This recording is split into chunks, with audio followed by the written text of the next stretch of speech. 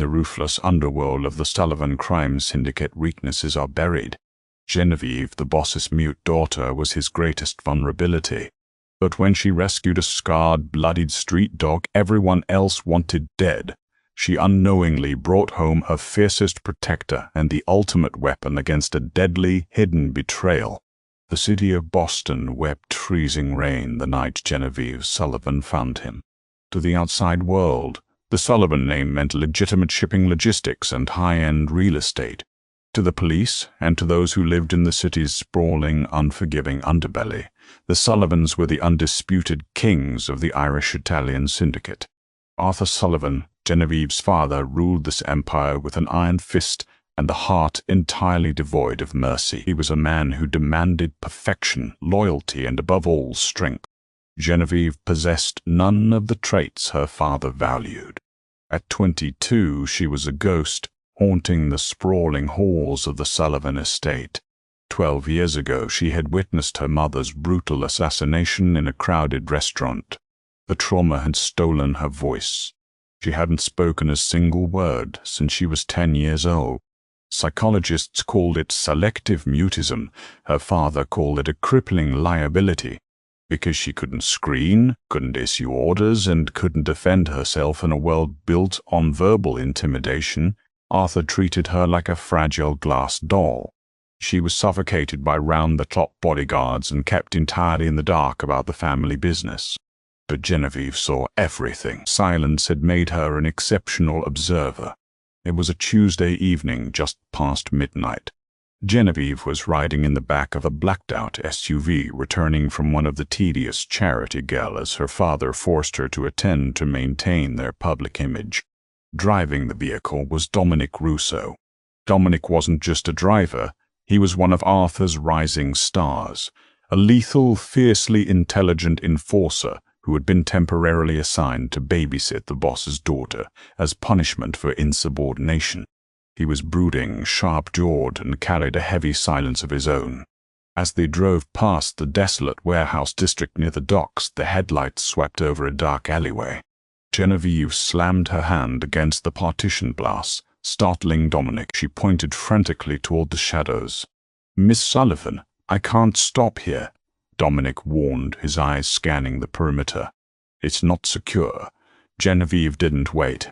The moment the SUV slowed at a red light, she unlocked her door and bolted into the freezing rain. Cursing under his breath, Dominic threw the car into park and chased after her, his hand instinctively reaching for the firearm holstered beneath his jacket. He found her kneeling in the mud and garbage of the alleyway. Lying before her was a massive, nightmarish creature. It was a cane corso, heavily scarred, emaciated, and bleeding out. It was clear the dog had been used as a bait dog in the illegal underground fighting rings that operated on the fringes of the city. Its ears were cropped close to the skull. Its dark coat was matted with dried blood, and a deep, jagged laceration tore across its shoulder. The dog was breathing in shallow, rattling gasps. It had been left here to die. "Genevieve, step away," Dominic ordered, his voice hard. "That thing is dangerous. It's a fighting dog. It'll take your hand off." Genevieve ignored him. She stripped off her $1,000 silk shawl and gently draped it over the shivering animal. The massive dog opened one swollen golden eye. It didn't growl. It didn't snap. It just stared at the silent girl with a look of profound, broken exhaustion. Genevieve looked up at Dominic, her green eyes blazing with a fierce, unspoken command. "Help me." Dominic stared at her. In the months he had guarded her, he had never seen her show this level of defiance. Against his better judgment, against every protocol Arthur Sullivan had drilled into him, Dominic holstered his weapon. He knelt in the mud, carefully scooped the 100-pound bleeding mastiff into his arms, and carried it to the SUV. Getting the dog into the Sullivan mansion was a different war entirely. When Arthur Sullivan saw the bloodied, filthy beast lying on the marble floor of his foyer, his face turned the color of ash. Standing beside Arthur was his right-hand man, a coldly calculating consigliere named Thomas Sterling. "What is the meaning of this?" Arthur bellowed, his voice echoing off the vaulted ceilings. Get that diseased mutt out of my house, Dominic. Take it to the woods and put a bullet in its head. Dominic hesitated, his jaw tight. But before he could move, Genevieve stepped directly between her father and the dog. She stood tall, her chin raised, her hands clenched into fists at her sides. She stared her father down. The message was clear: if you shoot him, you shoot me. The foyer fell into a suffocating silence. Thomas Sterling scoffed a sneer, twisting his lips. Arthur, it's a liability, a stray. It could have rabies. Let the boys dispose of it. Genevieve's eyes darted to Thomas, narrowing with sudden, intense dislike, before locking back onto her father. For a long, agonizing minute, Arthur stared at his mute, broken daughter. He saw a flicker of the iron will she had inherited from him, a spark he thought had died the day her mother was killed. Arthur sighed, rubbing his temples. "Fine," he snapped. "You want the beast? You keep it, but it stays in your wing of the house. If it bites one of my men, if it steps out of line even once, I will kill it myself. Do you understand me, Genevieve?" She gave a single, curt nod. She had won. Genevieve named the dog Titan. The recovery process was grueling. Dominic, surprisingly, became her sole ally in this endeavor.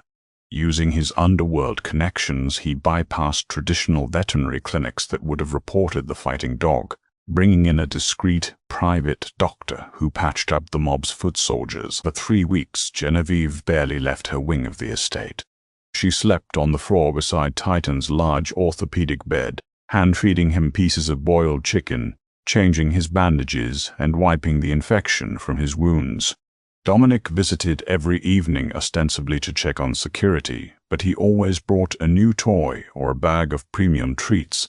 In the quiet sanctuary of Genevieve's room, away from the blood and violence of the Sullivan Empire, an unspoken bond began to form. Dominic treated Genevieve differently than the rest of the family did. He didn't look at her with pity, nor did he treat her muteness as a lack of intelligence. He spoke to her normally, and she replied through expressive glances, handwritten notes on a small pad, and the gentle touch of her hand on his arm. "You know," Dominic said one evening, leaning against the doorframe as he watched Genevieve brush Titan's newly shining black coat. "He's looking at you like you're God." Genevieve smiled softly, resting her forehead against Titan's massive, blocky head. The dog let out a deep, rumbling sigh and leaned his heavy weight against her legs. Titan was fully healed, weighing a muscular 130 pounds. The scars remained, mapping a history of violence on his body, but his demeanor with Genevieve was impossibly gentle. He was her shadow. Wherever she walked, Titan followed, positioning himself firmly between her and anyone who approached. But outside of Genevieve and Dominic, Titan trusted absolutely no one. The tension in the mansion grew palpable. Arthur's men were terrified of the beast. Titan never barked, a hauntingly silent trait that mirrored his mistress. But if any of the enforcers came too close to Genevieve, a low, demonic rumble would vibrate from deep within his chest, and his golden eyes would lock onto them with predatory intent. Curiously, the dog's aggression spiked highest around Thomas Sterling. Whenever the consigliere entered the dining room, Titan would immediately place himself in front of Genevieve, the fur along his spine bristling, his lips peeling back just enough to flash thick ivory fangs. "Keep that monster on a leash, Genevieve." Thomas spat one evening during a tense family dinner, adjusting his tailored suit nervously as Titan tracked his every movement. "Arthur, I'm telling you, that animal is unhinged. It's going to maul someone." "He only growls when he senses a rat, Thomas," Dominic remarked casually from the corner of the room, taking a sip of his whiskey. The subtle insult hung heavily in the air. Thomas shot Dominic a venomous glare but said nothing. Genevieve scribbled quickly on her notepad and held it up for Thomas to see. "He is an excellent judge of character." Arthur chuckled darkly at that, but the underlying danger in the house was escalating. The Sullivan family was hemorrhaging money from their shipping ports, and rival factions were getting suspiciously bold, intercepting Arthur's shipments with impossible accuracy. Paranoia was bleeding into the walls of the estate. Arthur was convinced there was a high-level mole within his inner circle, and the stress was making him reckless. The true test of Titan's loyalty came on a moonless night in late November. A terrible storm had knocked out the estate's primary power grid. Though the backup generators immediately kicked in, there was a crucial 30-second window where the perimeter cameras and electronic locks were disabled. Genevieve was asleep, curled on her side when she was jolted awake not by a sound, but by the sudden, violent absence of Titan's warmth at the foot of her bed. The room was pitch black. Genevieve sat up, her heart pounding against her ribs. She couldn't hear anything over the howling wind outside, but then a muffled thump from the hallway. She crept toward her bedroom door, a breath catching in her throat. Slowly she eased the door open just a fraction of an inch. In the dim emergency lighting of the corridor, the terrifying scene unfolded. A man dressed entirely in tactical black, his face obscured by a ski mask, was pinned to the expensive Persian runner rug. Standing over him was Titan. The dog had a vise-like grip on the intruder's forearm, the crushing pressure keeping the man immobilized. A silenced pistol lay discarded a few feet away, knocked from the intruder's hand. The man was threshing, trying to reach a combat knife strapped to his thigh with his free hand. He pulled it free, aiming a desperate upward thrust at the dog's neck. Genevieve couldn't scream. Panic seized her throat, but she didn't need to. Titan moved with blinding speed. He released the arm, dodged the blade, and clamped his massive jaws directly over the man's shoulder, dragging him violently away from the weapon. The intruder finally let out a muffled shriek of agony. Suddenly the hallway was flooded with blinding light as the main power was restored. Doors burst open. Dominic was the first one there, weapon drawn, sprinting down the corridor in his bare feet. Arthur and half a dozen guards were right behind him.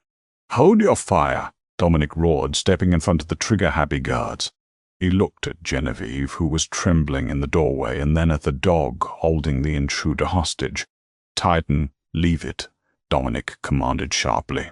Titan didn't release his grip immediately. He looked to Genevieve. She gave a small, trembling nod. Instantly the dog let go, retreating backward to stand firmly in front of Genevieve's legs, a low, menacing growl vibrating through the hallway. Two guards hauled the bleeding, groaning intruder to his knees.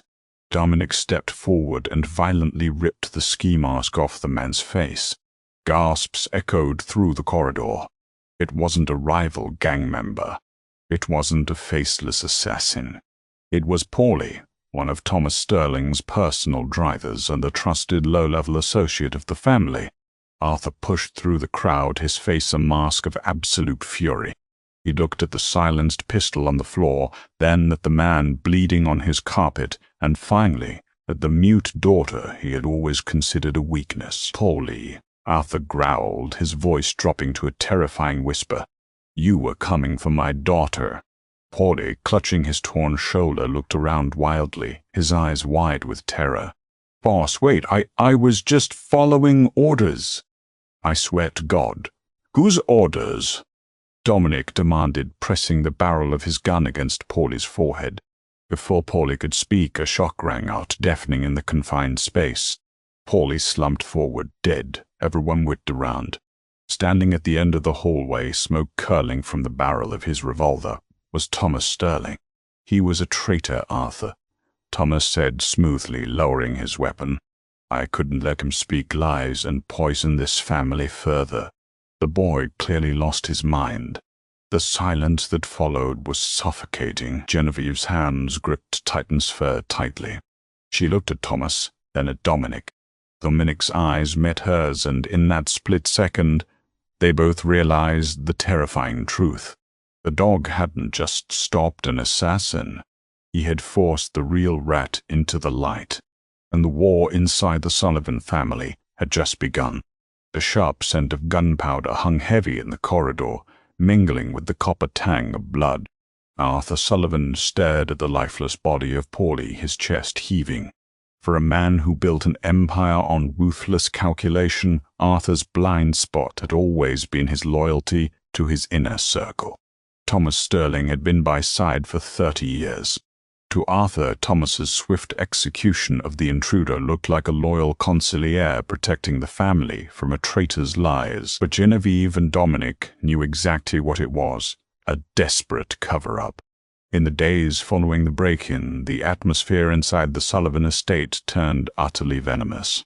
Thomas Sterling moved through the halls with the untouchable arrogance of a man who believed he had won. He convinced Arthur that Paulie had been working alone, manipulated by the rival Moretti faction. Worse, Thomas began to systematically isolate Genevieve. He doubled the perimeter guards, replacing Dominic's trusted men with his own loyalists, claiming the estate needed fresh eyes. "Arthur, the girl is rattled," Thomas murmured one evening in the study, pouring 2 glasses of scotch. "And Dominic, he's getting too close to her. It's clouding his judgment. Send him to the Miami port for a few months. Let things cool down." Arthur, exhausted and deeply paranoid about the hemorrhaging of his shipments, agreed. The order came down the next morning. Dominic was to leave for Florida immediately. When Dominic broke the news to Genevieve in the garden, her face went deathly pale. Titan, sensing her distress, whined softly and pressed his massive head against her thigh. Genevieve grabbed her notepad, her hand shaking as she wrote, "You can't leave. He will kill me." Dominic reached out, gently taking the notepad from her trembling hands. He looked into her terrified green eyes, the hardened exterior of the Mafia enforcer melting away completely. "I'm not going anywhere," he whispered fiercely, his thumb brushing a stray curl behind her ear. "I'm getting you out of here, but first we are going to tear Sterling's life apart. I just need proof." Genevieve's eyes widened. She tapped her pen against her chin, thinking rapidly. Then she began to draw a crude map. It wasn't a map of the estate. It was the layout of Thomas' private office at Sterling O'Reilly Logistics, over in the Seaport District. "He keeps a second ledger," she wrote quickly. "Black leather, kept in the floor safe beneath his mahogany desk. I saw him open it once when I was a child.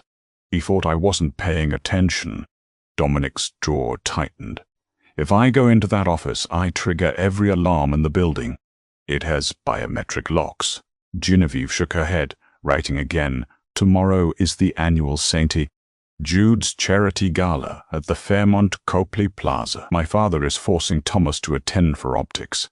The building will be empty. I know the override code. I watched him type it. It was a suicide mission, but it was their only play."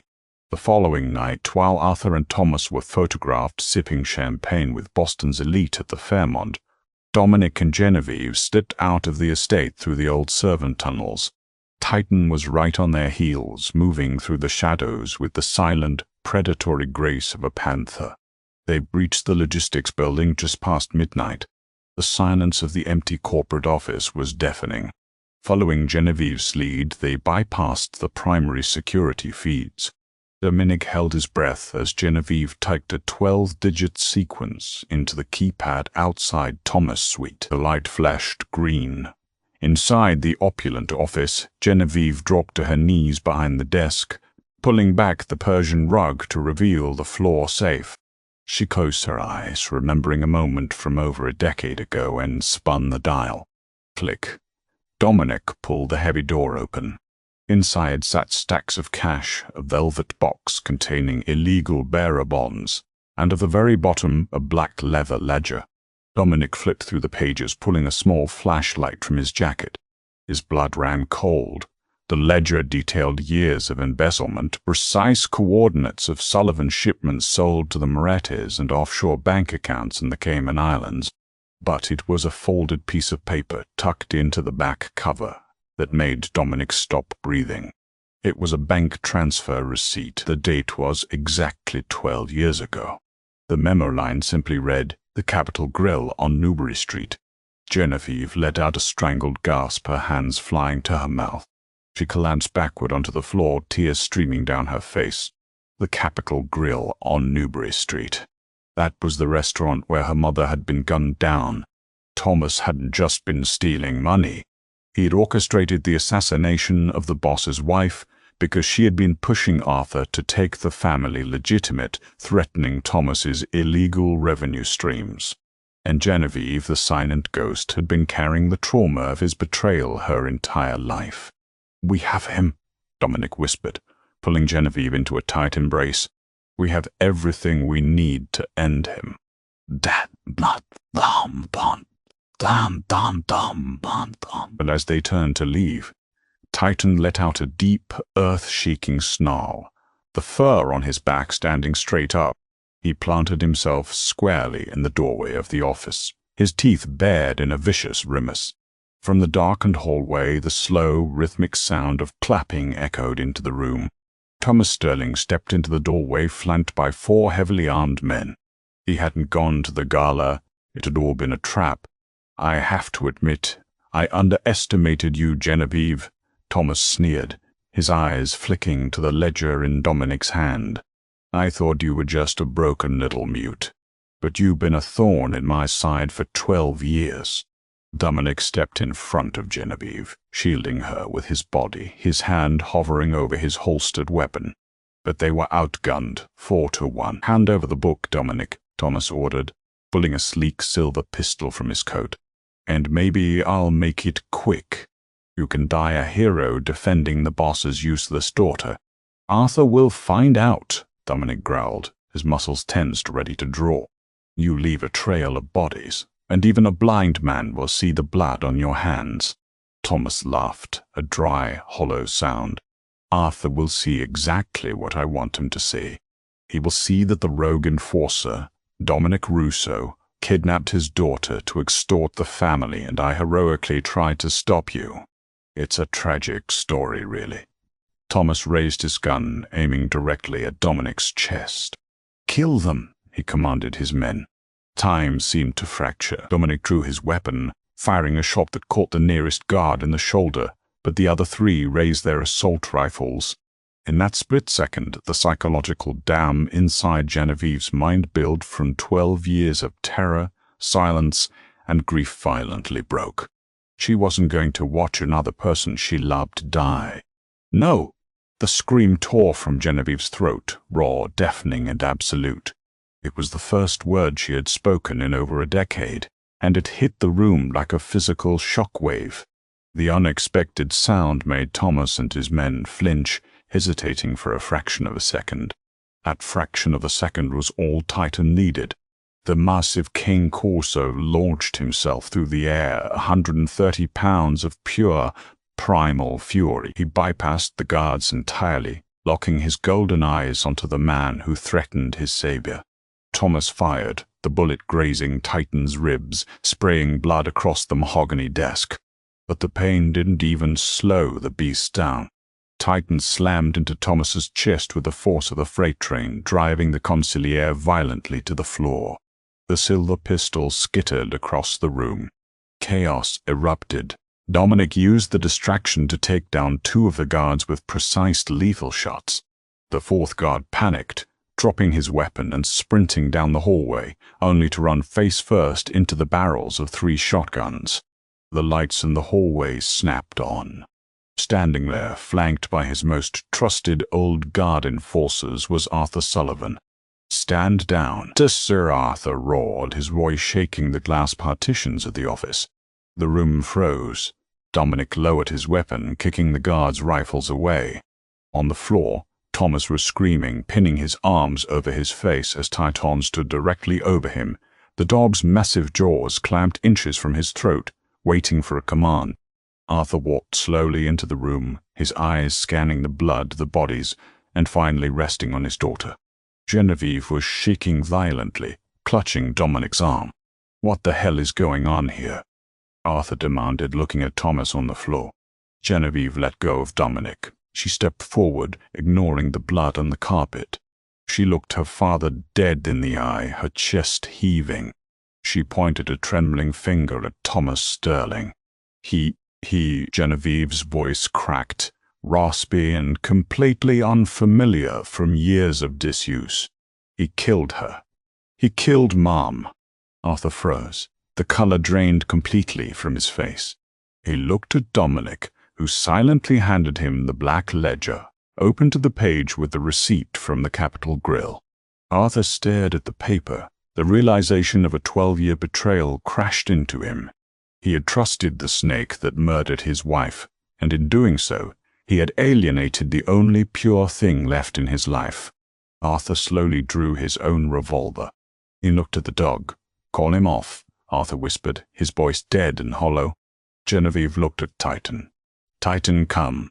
Her voice was soft, but the dog obeyed instantly. Titan released his dominant stance over Thomas, limping slightly from the grazing bullet wound, and returned to Genevieve's side, pressing his bloodied coat against her leg.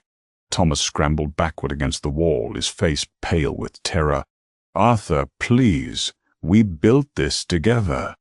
"You can't believe them." Arthur didn't say a word. He raised his gun and fired once. The reign of Thomas Sterling was over. The aftermath of that night dismantled the Sullivan syndicate from the inside out. Overcome with grief and guilt, Arthur stepped down as the head of the family. He retired to a quiet estate in upstate New York, spending his remaining years trying to make amends for the blindness that had cost his family so dearly. The underground empire didn't crumble. It evolved. Genevieve never returned to the shadows. She reclaimed her voice not just in speech but in power. Alongside Dominic, she took over the legitimate branches of the Sullivan enterprise, the shipping logistics, and the real estate, ruthlessly cutting ties with the underworld elements and turning the family name into a fully legal, untouchable corporate powerhouse in Boston. Dominic and Genevieve were married 2 years later in a private, heavily guarded ceremony overlooking the harbor. It was a quiet affair, attended only by those they trusted implicitly. And standing at the altar beside them, wearing a custom-made leather collar and a very serious expression, was their best man. Titan had a few more silver hairs around his muzzle and a faded scar along his ribs, but his golden eyes were as sharp as ever. He was no longer a broken, unwanted bait dog left to die in an alleyway. He was the undisputed king of the Sullivan estate, a loyal guardian who slept at the foot of their bed every night, ensuring that the shadows never crept into their lives again. Sometimes the greatest protectors don't carry guns or wear badges. Sometimes they are simply the broken souls we choose to save who end up saving us in return. Years later, the Sullivan estate was no longer known for whispered threats in dark corridors, but for the laughter of children and the deep, reassuring rumble of a massive cane corso patrolling the lush gardens. Genevieve and Dominic built a legitimate, untouchable empire from the ashes of her father's dark legacy. Titan, the scarred bait dog no one wanted, lived out his final days not as a weapon of the underworld, but as a cherished family member. He became a living legend in Boston, the fiercely loyal, silent guardian who stepped into the crossfire and finally gave a voiceless girl her roar back. What an unbelievable story of survival. From a voiceless Mafia princess to a powerful boss, all thanks to a broken street dog named Titan. If this jaw-dropping tale of loyalty and betrayal left you speechless, smash that like button and share this video. Subscribe and ring the notification bell to catch all our thrilling real-life drama stories. What would you have done? Comment your thoughts down below.